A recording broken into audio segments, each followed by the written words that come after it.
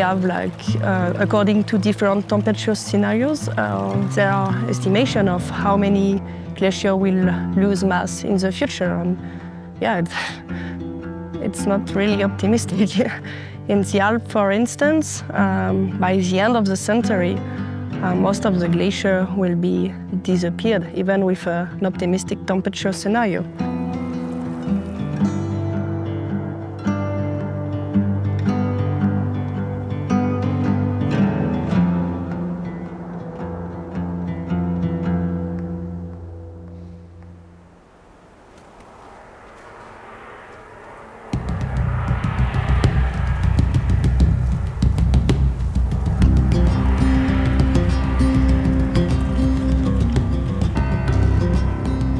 Yeah, these days we're out on a backcountry ski trip, and it's a multi-day trip. We're trying to do a small loop, going from one hut to the other, and that is kind of a challenge because it's already spring and we want to get some good skiing in. And there are actually two ways you can ski. Either you can go for spring skiing, like finding some slush.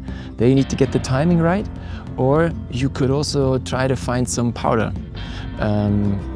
And that basically in the north-facing, northwest-facing, northeast-facing slopes. And yeah, on this 3-day round trip, we're visiting the Haute-Maurienne area in the heart of the French Alps. So Ben is my boyfriend, and he is a mountain guide, and he is also working for the avalanche service in France, in Météo France.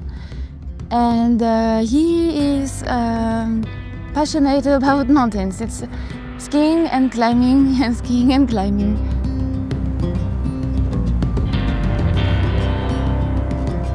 Neige is my partner in life, but she's also a researcher at the Centre d'études de la neige, and she's an expert of snow metamorphism. And Marion, she's a friend who works for the glaciology lab in Grenoble, and she's an expert for glacier mass balance and climate change and yeah, the response of glaciers. It is a mix. It's a mix between the nice snowflakes and some graupel. So it's also snowflakes, but there were some. They were in the cloud with a lot of humidity, so there is vapor condensating on the snowflakes, and it makes. So this is a nice snowflake. And the ones that are more round? This one. Those ones? This one. Yeah? They are graupel.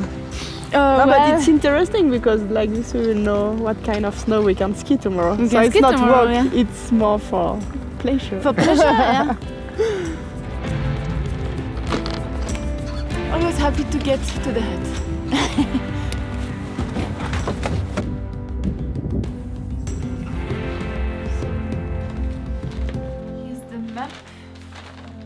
In general, yeah, at this time, yeah, the snow conditions are like complicated because we almost didn't have snow this winter.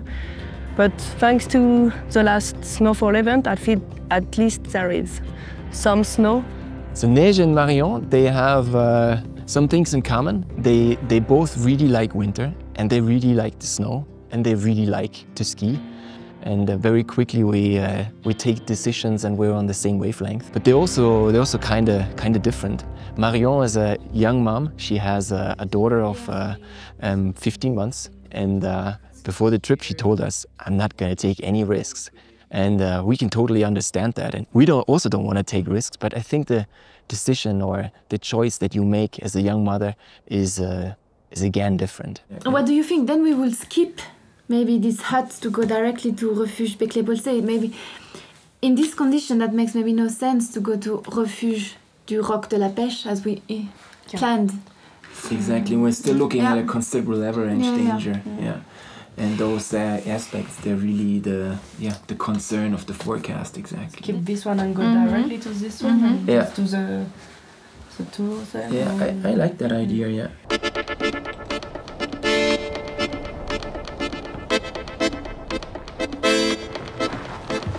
How much snow did we get this night? A lot. More. Half a centimeter, 1 centimeter. It's a power of snow. Yeah. But we wished it was more, no? Yeah. Like maybe 10. They're really fluffy, nice. Yeah. Snowflakes. Crystals are really large.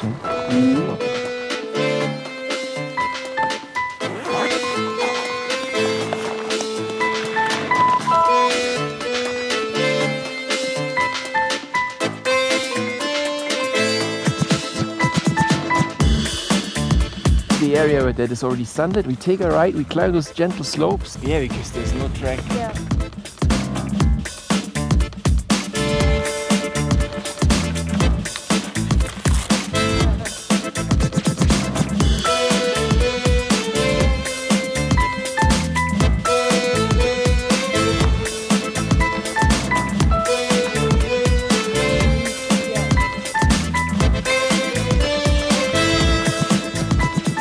The powder of the night is it's still there, but it's warming up fast, I think. Yeah. Yeah.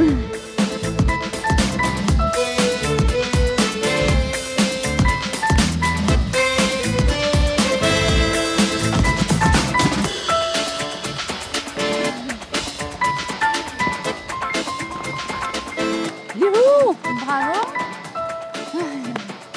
Bravo!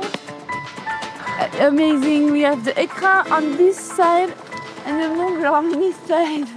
Yeah, It's really cool. beautiful. I mean, now we came up here the south face, and later today we want to ski the north side. And I think the conditions on the north side will be very different. And we should really check if we get some indicators that tell us about the stability of the snowpack on the northerly aspects. And I think over there on the flank you see some old crowns, and they have been recovered with this thin blanket of snow from last night. So these avalanches, they probably fell after the big storm. Yeah. So that means there is apparently a weak layer. So I'm getting my shovel ready here because we want to dig. Then we might fight this weak layer. So are we gonna dig all the way down? That's the... Ah, no. I mean, typically skiers trigger avalanches in the first, when the weak layer is in the first meter. So yeah, the persistent weak layer problem is one of the trickiest problems to deal with, because the weakness of the snowpack is hidden in the snowpack. There are no indicators at the surface. We're gonna get there. Good. I go 105. Yeah. 2 centimeters of rather new snow, fresh snow from last night that decomposed already a bit. Then we have a thick, we could call it snow slab made of rounded grains. And then on the bottom we have facets that are also there. Facets, you can see angles, but they are already a bit, the angles are not so sharp anymore. This type of profile in terms of hardness. So really soft, really hard, a bit softer and hard again. And this profile is interesting to analyze, because when you look for unstable layering, you look for a slab, so hard, and below something that is significantly weaker, softer. On this graph, you see the main, this is the crop. You see the main snow type, and if you look at our snow pit, we have basically this snow rain on the top, decomposed particle. They are large and they have still some nice complex shape, kind of, that make you think of the initial snowflake. And here we had this thick layer is rounded grains. So they are small, they are round, and they are really well bonded to each other. And in the lower part, we would rather had this type facets, which are larger, and you see here nicely on the picture that they have angles and clean shapes. So now then we do a city, right? I do a city. That's the column of the compression test.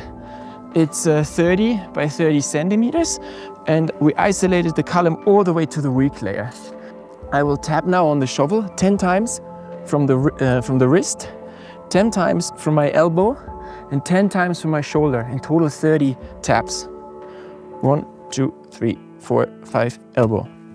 12, 13, 14, 21, 22, 23, 24, 25, 29, 30. Yeah. Nothing happens. No. Can I here see? Maybe there might be a little bit of air. When did that happen? After 3 of the... Ah, already. So this is CT 23, but we were already in the high scores. It took us 23 taps to break this this layer. So this is not a critical weakness. This would not be something of concern. Yeah. The other weak layer that is down there, very deep down in our snow profile, the old facets, we couldn't release them with a compression test. They are buried too deep. So I think for us, for a rule when we go skiing, we'll be looking for a stratigraphy like this. We don't want to be in places where the snowpack is shallow, where these faceted crystals are maybe more pronounced, where they are maybe even bigger and less strong, and where the snowpack, where the slab is more shallow. We don't want to be in those spots. We actually want to ski right here, where the persistent weak layer is buried deep down in the snowpack, that we can't affect it when we ski. Okay.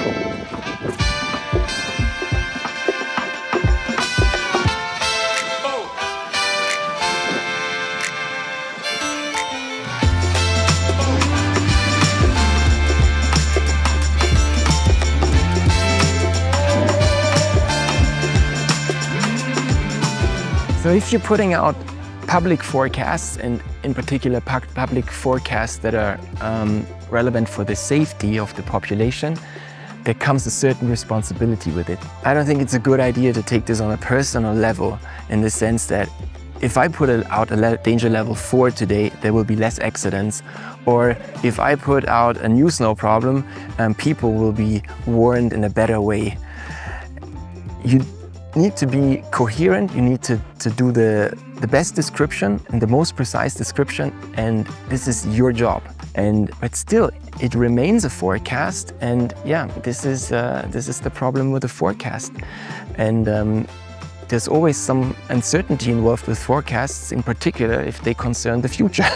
But if you rather read the text that we were writing, where we describe the danger, or you look at the avalanche problem types, there's still a lot of useful information, even if the degree of the danger is maybe not exactly the degree of the danger that you will find in the field. There's still so many elements that you can use.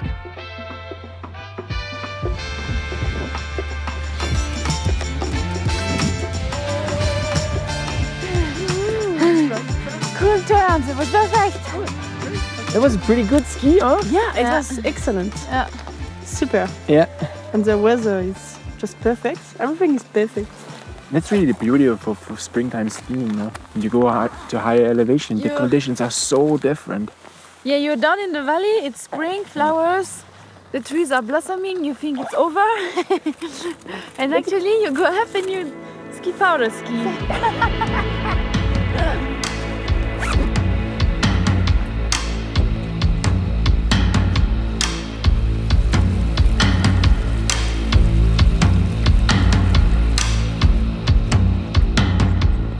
So with this warming, general warming, and the snow rain limit that is getting a bit higher, that basically means the property of the snowpack change. So we have more and more wet snowpack than dry snowpack, and that's changed the property of the snowpack basically because it does the wet snow metamorphism process. So the snow evolves in a certain way.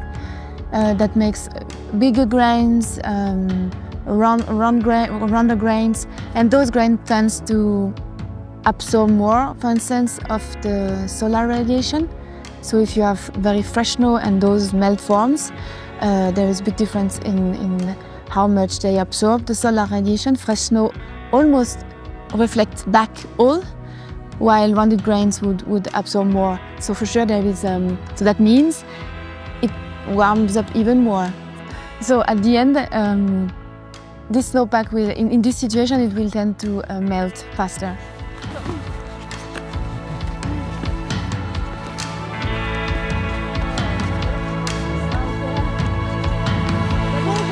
But you need to wax, huh? Your skin. I will. Yeah. We get some wax. We'll prepare your skins for tomorrow. Yeah. Because I think also tomorrow it can get wet. Yeah.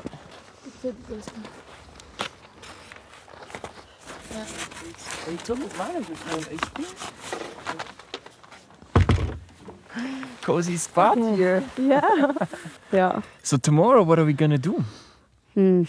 I think the idea is to go to the glacier, huh? Yeah. Yeah. You like that, Marion, no? Yeah. Just a bit worried about the crevasses because there is not a lot of snow, so we really have to be careful tomorrow.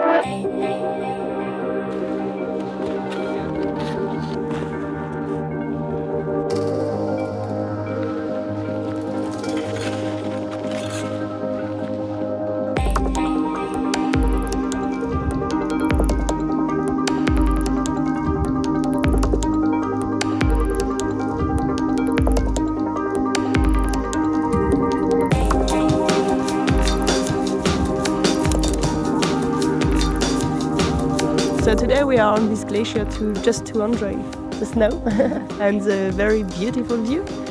And usually when we are on this glacier, because this glacier is Gebrola Glacier, so we follow this glacier. We have mass balance measurements on this glacier since 1995.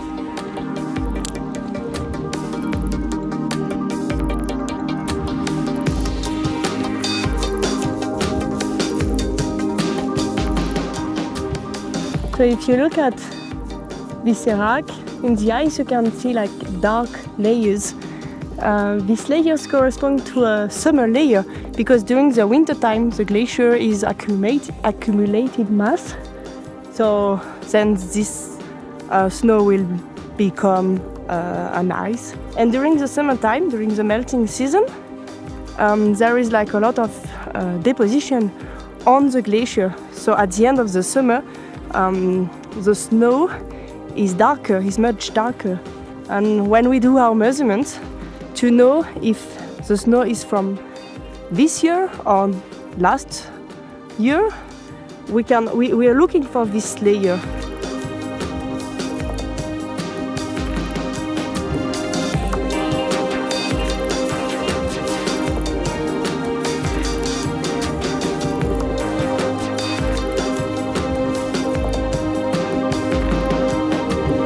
Because normally a glacier should be at the steady state. It means that it should have a mass balance, a mean mass balance over the entire glacier close to zero. For example, this glacier last year lost almost 4 times more mass than the mean over the last 30 years, which is huge. And this was because last year was with very low accumulation. So at the beginning of the winter, there were not a lot of snow to protect the glacier. So the snow cover disappeared really fast. And then the summer was really, really hot. So yeah, it's a worst case scenario for the glaciers. And yeah, so I think glacier is something that remembers us that the climatic change is here, is real. We don't need measurement to see that the glacier is losing mass and a lot. So it's something that anyone can see when you go in the mountain. You can see from one year to another that the glacier is retreating, is losing mass. So yeah, if we continue like this, yeah, wow. The scenario, the prognostic for the future of the glaciers in the Alps is, in any case, even with an optimistic temperature scenario, 80% of the glacier in the Alps will be disappeared by the end of the century, but like between 1.5 or 2 degrees, it's different for glaciers, or 2.5 degrees, yeah. So we just have to have this in mind, I guess.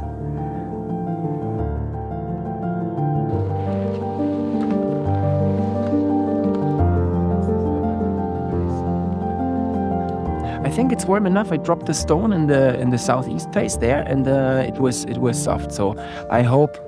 Well, it's hard to tell with the wind that we're having up here, but I hope that in the south face, steep south, that it's gonna be soft. Yeah. Oh, okay. Yeah.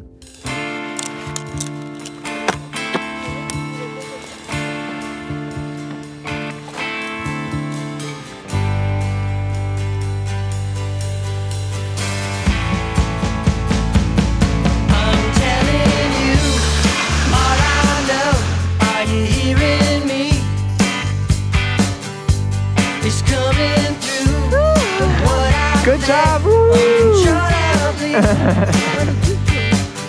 I'm asking you to listen up, maybe understand.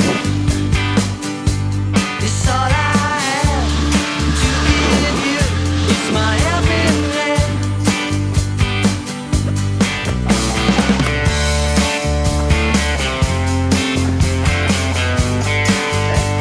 Okay, perfect. And now you can cross on the left. I'm leaving you all I've done. That means everything. It's there in you. Shout it out. Everyone can sing. Can you hear the sound of my voice? Can you hear the sound of my struggling voice? Are you hearing me? It's just enough snow to go down. It's like Yeah. slope looks really Yeah. poor. And higher up, it was so different, huh? All the snow we skied up there, and it felt like winter this morning.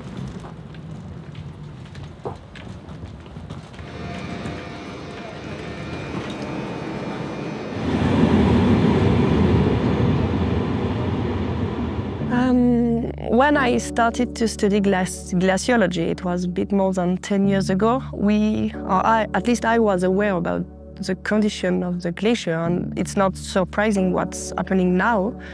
And even people in the same field, they are aware about this situation since a very long time. There is nothing new for us. The first IPCC report to aware the policymaker was like in the 90s, I guess, something like this. I don't know the exact date, but it was a long time ago. But I think it's also part of our job not to just understand things, but to take conscience about the situation and the possible future. So even if there is an increase in temperature in the future, we can try to minimize it. And I think it's really important to have this in mind. So I think this is a good take-home message, is that every degree matters.